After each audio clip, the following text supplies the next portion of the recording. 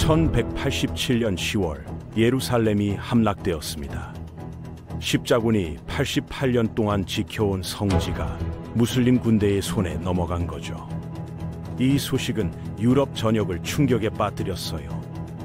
전설에 따르면 교황 어반 3세는 이 소식을 듣고 그 자리에서 사망했다고 합니다. 진위 여부는 불분명하지만 당시 유럽의 분위기를 짐작할 수 있는 이야기죠. 기독교 세계는 즉각 반격을 준비하기 시작했습니다. 유럽의 가장 강력한 세 군주가 십자군 전쟁에 참여하기로 결정했어요. 신성 로마 제국의 황제 프리드리히 1세 바르바로사, 프랑스의 필리프 2세 아우구스트, 그리고 영국의 리처드 2세 사자심 왕이었죠. 이들은 각자의 방식으로 군대를 모으고 성지를 향해 출발했습니다. 원정은 처음부터 순탄치 않았어요. 오늘은 제3차 십자군 전쟁의 시작부터 끝까지, 그리고 그 과정에서 벌어진 드라마틱한 사건들에 대한 이야기입니다. 유럽 최강의 군주들이 어떻게 성지를 되찾으려 했고, 그 과정에서 무엇을 얻고 무엇을 잃었는지 살펴보겠습니다. 당시 65세의 고령이었던 프리드리히 바르바로사는 가장 먼저 출발했습니다. 그는 이미 재능 있는 지휘관으로 명성이 높았죠. 1188년 봄 마인츠에서 열린 제국의회에서 그는 십자군 전쟁 준비를 공식 발표했어요. 당대 연대기 작가들은 그의 군대 규모를 10만 명으로 추산했지만 현대 역사가들은 약 1만 5천 명 정도였을 것으로 보고 있습니다. 숙련된 군사 지도자였던 프리드리히는 군대가 지나갈 땅의 통행권을 미리 확보했어요. 헝가리를 지나면서는 벨라 3세를 만나 2,000명의 병력을 추가로 얻었죠. 세르비아에서는 부르고뉴와 로렌에서 온 1,000명의 기병과 합류했습니다. 모든 게 순조로워 보였어요. 하지만 비잔틴 제국과의 관계는 복잡하게 꼬여갔습니다. 세르비아 대공 스테판 네마냐가 프리드리히에게 비잔틴 제국에 대항하는 동맹을 제안했거든요. 독일 황제는 거절했지만 이런 소문이 콘스탄티노플에 전해지면서 긴장이 고조되었죠. 불가리아의 차르 표트르 2세 아센도 비슷한 제안을 했고 이 역시 거절당했습니다. 비자틴 황제 아이작 앙겔로스는 십자군을 경계했어요. 그는 군대를 파견해 독일군과 전투를 벌였지만 패배했죠. 협상은 교착 상태에 빠졌고 십자군은 아드리아노플에서 비잔틴 함대를 기다려야 했습니다. 비잔틴 제국은 보장으로 인지를 요구했어요. 전쟁이 임박했다고 판단한 헝가리 왕은 군대를 철수시켰습니다. 1190년 겨울 비잔틴의 통치자는 프리드리히가 콘스탄티노플을 공격할 계획이라는 정보를 입수했습니다. 그제야 그는 주저없이 십자군을 소아시아로 수송하는 데 동의했죠. 봄이 되자 프리드리히의 군대는 이미 소아시아에 있었고 룸의 셀주크 술탄국을 향해 진군하고 있었어요. 프리드리히는 술탄 킬리지 아르슬란 2세와도 안전 통행 조약을 맺었습니다. 그들은 공통의 적인 살라딘을 공유하고 있었거든요.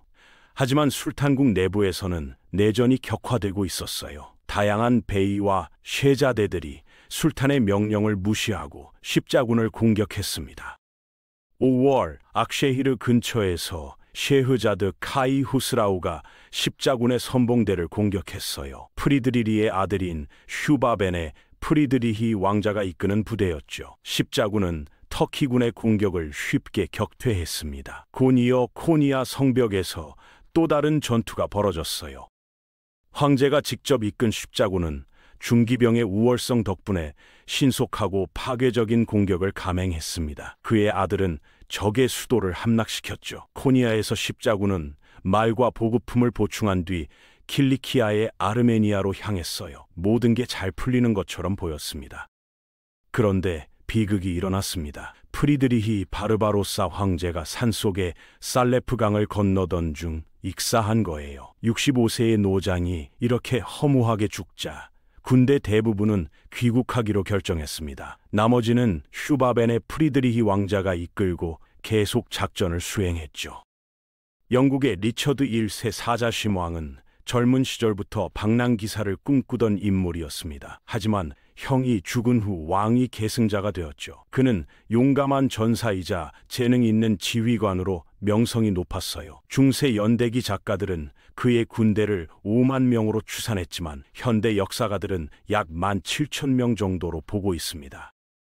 리처드는 원정 준비에 약 15만 파운드를 썼어요. 프랑스의 필리프 2세 아우구스투스는 더 적은 병력을 모았습니다. 보병 5,000명과 기병 2,000명이었죠. 그는 다른 계획이 있었기 때문에 서둘러 모든 병력을 투입할 생각이 없었던 거예요. 두 왕은 무슬림에게서 빼앗은 전리품을 공평하게 나누기로 합의했습니다. 1190년 봄, 리처드는 경호원과 함께 육로로 여행을 시작했어요. 필립은 제노바로 가서 함대를 고용했죠. 리처드는 리스본을 약탈하는 동안 지연된 함대를 기다리다가 결국 이탈리아를 거쳐 메시나로 향했습니다. 시칠리아는 복잡한 정치적 상황에 놓여 있었어요. 지역 왕이 죽은 후 권력은 사생아 이복 형제인 탕크레드에게 넘어갔죠. 그는 죽은 왕의 아내이자 리처드의 여동생인 조안나를 투옥했습니다. 리처드가 가을에 메시나에 도착했을 때 그는 시칠리아 왕에게 요구사항을 제시했어요. 협상 중에 영국군과 지역 주민들이 충돌했습니다. 리처드는 이를 전쟁의 신호로 해석하고 메시나를 습격해 점령했죠. 탕크레드는 전쟁을 할 힘이 없다는 걸 깨닫고 조안나를 풀어주고 보상금을 지불하기로 동의했어요. 시칠리아에서 리처드와 필립 사이에 긴장이 고조되기 시작했습니다. 리처드는 프랑스 공주와의 결혼을 서둘러 진행할 생각이 없었거든요. 불법적인 관계에 대한 소문을 이유로 들었죠. 필립은 새로운 신부인 나바라의 베렌가리아가 시칠리아로 떠난다는 소식을 듣고 여동생과의 약혼 파기에 동의했습니다. 그는 보상을 받고 군대를 이끌고 팔레스타인으로 떠났어요. 리처드는 약혼녀가 도착한 지 한 달 만에 여행을 계속했습니다. 항해 중 영국 함대의 일부가 폭풍을 만나 키프로스 해안에 좌초되었어요. 그곳에서 영국군은 자칭 황제 이삭 콤네노스에게 사로잡혔죠. 그는 리처드의 여동생과 신부를 붙잡아 몸값을 요구하려고 시도했습니다. 리처드는 즉시 리마소를 공격해 점령했어요. 그곳에서 그는 베렌가리아와 결혼했고 봄이 끝나기 전에 섬 전체를 정복했습니다. 얼마 지나지 않아 그는 키프로스를 기사단의 10만 베자트에 팔았죠. 기사단은 이듬해에 그것을 예루살렘의 전 국왕에게 4만 베잔트에 되팔았어요.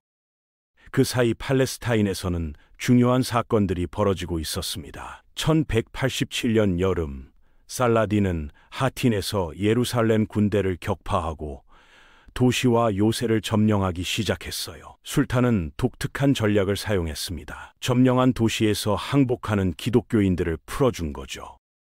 살라딘은 티레시를 지나가면서 그 지역 사령관과 항복 거래를 했어요. 그런데 바로 그때 몬페라토의 콘라트가 티레에 도착했습니다. 그는 지휘를 맡고 포위 공격을 준비하기 시작했죠.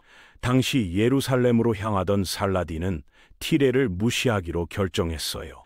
이 결정은 나중에 그의 군대에 심각한 문제를 야기했습니다. 1187년 10월, 짧은 포위 공격 후 살라딘은 예루살렘을 함락시켰어요. 이번에는 몸값을 받고 마을 사람들을 풀어주었죠. 그러자 무슬림 군대는 이미 요새화된 티베로 이동했습니다. 티레는 육지와 바다로부터 공격을 받았지만 콜라트는 성공적으로 공격을 격퇴했어요. 살라딘은 하틴 전투에서 포로로 잡은 콘라트의 아버지와 도시를 교환하려고 시도했습니다. 콜라트는 거부했고 술탄은 포위를 풀고 곧 그의 아버지를 풀어주었죠. 티레를 무력으로 함락시킬 수 없었기 때문에 살라딘은 속임수를 썼어요. 예루살렘의 루지냥 왕 길을 포로에서 풀어주면서 그가 티레를 쉽게 넘겨주기를 바란 거죠. 하지만 콜라트는 루지냥의 기가 하틴 전투에서 패배해 왕관을 잃었다고 말하며 그가 도시에 들어오는 것조차 거부했습니다. 루지냥의 기와 지지자들은 한동안 트리폴리에 머물렀어요. 곧 시칠리아에서 지원군을 받은 그는 1189년에 무슬림으로부터 아크레를 탈환하기 위해 진군했죠. 포위 공격은 어려웠습니다. 십자군은 충분한 병력이 부족했고 함대는 봉쇄를 강화하는 데 실패했거든요. 포위 공격 소식을 접한 살라딘은 군대의 일부를 레바논 산맥에 남겨두고 아크레로 진군했어요. 콜라트가 살라딘의 우익을 격파했지만 성전 기사단장이 이끈 반격은 실패로 끝났습니다. 상황은 매우 심각했어요. 십자군은 아크레를 포위하고 있었고 살라딘도 아크레를 포위하고 있었던 거죠. 어느 쪽도 결정적인 행동을 취할 만큼의 힘이 없었습니다. 1190년의 나머지 기간 동안 양측은 모두 지원군을 모으는 데 집중했어요. 1190년 가을, 슈바벤의 프리드리히가 독일 십자군과 함께 아크레에 도착했습니다. 탈영과 말라리아로 인해 그의 군대는 크게 줄어들어 있었죠. 1191년 1월, 독일 왕자가 말라리아로 사망했고 그의 군대는 오스트리아의 레오폴드 5세 공작이 지휘하게 되었어요. 1191년 4월, 프랑스의 필리프 2세 아우구스트가 군대를 이끌고 아크레에 도착했습니다. 6월에 리처드가 그에게 합류했죠. 질병으로 인해 십자군의 신속한 행동이 방해받았어요. 말라리아에 이어 괴혈병이 발생했고 두 왕 모두 병에 걸렸습니다. 리처드는 전장에서 자신의 군대를 계속 지휘했어요. 심지어 들것에 누워있는 동안에도 석궁으로 적을 쏘았죠. 그 사이 살라딘은 십자군과 협상을 진행했습니다. 리처드는 기사도를 따르고 적에게 존경심을 보였어요. 그는 무슬림 에미르들을 만나 연회와 토너먼트를 주최했고 살라딘과 편지를 주고받았습니다. 7월에 협상이 끝났고 십자군은 새로운 병력을 투입해 포위 공격을 재개했어요. 영국 함대는 바다에서 무슬림을 격파하고 도시를 완전히 봉쇄했습니다. 7월 3일 십자군은 성벽을 돌파했죠. 전설에 따르면 리처드는 벌집을 도시 안으로 던지라고 명령하여 수비군의 주의를 분산시켰다고 해요. 성체에 틀어박혀 있던 무슬림 군대는 항복 협상에 들어갔습니다. 십자군이 도시에 입성하자 오스트리아 공작은 영국과 프랑스 국왕의 깃발 옆에 자신의 깃발을 개양하라고 명령했어요. 리처드는 분노했죠. 그는 공작의 깃발이 왕실의 깃발과 나란히 개양되는 것은 부적절하다고 생각했거든요. 리처드는 레오폴드의 깃발을 내리라고 명령했습니다. 이에 대응하여 레오폴드 5세는 십자군에서 물러나 오스트리아로 돌아갔어요. 아크레 항복 조건에 따르면 살라딘은 금 20만 디나르를 지불하고 성십자가 유물과 포로들을 돌려주어야 했죠. 그러나 협상은 계속 지연되었고 한 달 후 리처드는 무슬림 포로들의 처형을 명령했습니다.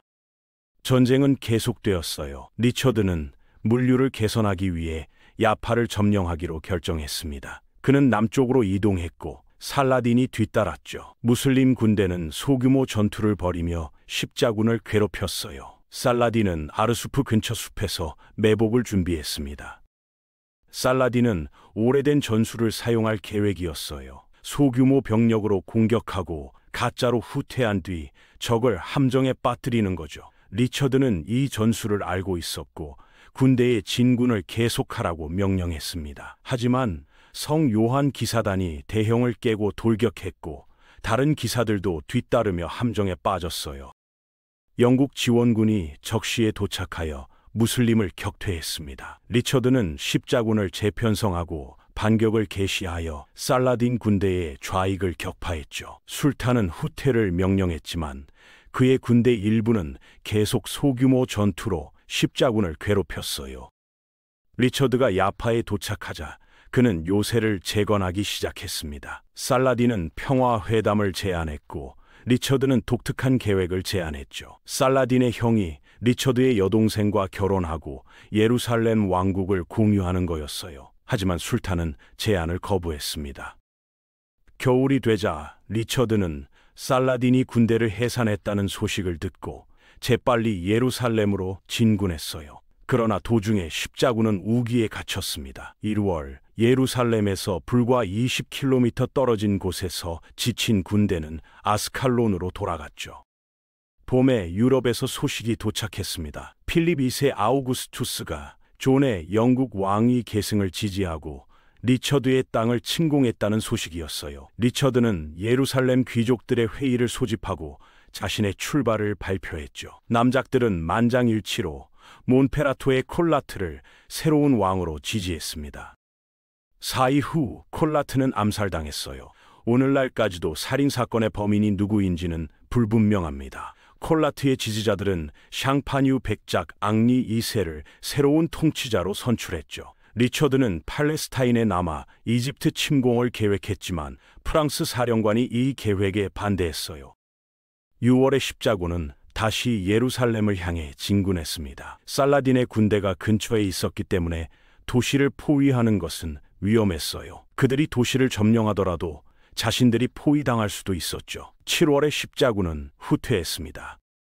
리처드는 살라딘의 주의를 돌려 그의 군대를 북쪽으로 유인하기로 결심했어요. 그는 베이루트에 대한 공격을 준비하는 척했죠. 하지만 살라딘이 먼저 행동하여 야파를 공격했습니다. 무슬림 군대는 재빨리 도시를 점령했지만 예상치 못한 전투가 벌어지면서 상황이 복잡해졌어요.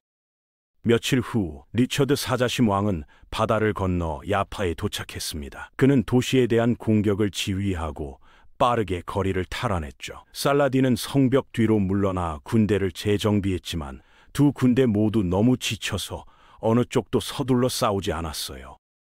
리처드는 직접 무슬림 진영으로 가서 그들의 전사들에게 결투를 신청했습니다. 이 전투에 대한 전설이 있어요. 리처드가 전투에서 말을 잃고 도보로 싸우자 살라딘은 영국 왕에게 자신의 말을 선물했다는 거죠. 결국 살라딘은 공격을 시작했지만 십자군이 이를 격퇴했고 야파를 탈환하려는 시도도 실패했습니다.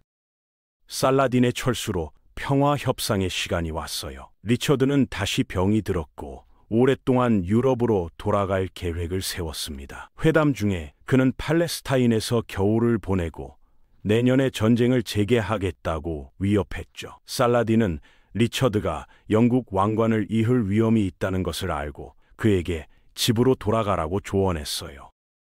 9월에 그들은 3년 3개월 동안 지속되는 휴전에 합의했습니다. 기독교 순례자들은 예루살렘을 방문할 수 있었고 십자군은 티레에서 아스칼론까지 여러 해안 도시를 획득했어요. 리처드는 아스칼론의 요새를 해체해야 했죠. 이 조약은 야파 조약으로 알려졌지만 실제로는 인근 랄라에서 체결되었습니다. 한 달 후 리처드는 유럽으로 떠났습니다. 그곳에서 그는 독일에서의 투옥과 프랑스와의 전쟁에 직면하게 되었죠. 반년 후 살라딘은 죽었어요. 그의 왕국은 내부 갈등과 왕위 계승 전쟁에 빠졌습니다. 제3차 십자군 전쟁은 예루살렘을 탈환하지 못했지만 완전한 실패는 아니었어요. 십자군은 해안 도시들을 확보했고 예루살렘으로의 순례를 보장받았죠. 십자군 전쟁은 단순히 종교적 광신의 산물이라는 생각을 하기도 했지만 실제로는 훨씬 복잡한 정치적, 경제적, 군사적 계산이 얽혀 있었다는 걸 보니 역사는 단순하지 않다는 생각이 들기도 하네요. 리처드와 살라딘이라는 두 위대한 지도자가 서로를 존중하면서도 치열하게 싸운 이 전쟁은 적대적인 관계 속에서도 인간적인 존엄성을 유지할 수 있다는 걸 보여주죠. 유럽은 이미 다음 십자군 전쟁을 준비하고 있었지만 이 전쟁의 교훈은 여전히 유효합니다. 오늘은 제3차 십자군 전쟁에 대한 이야기였습니다.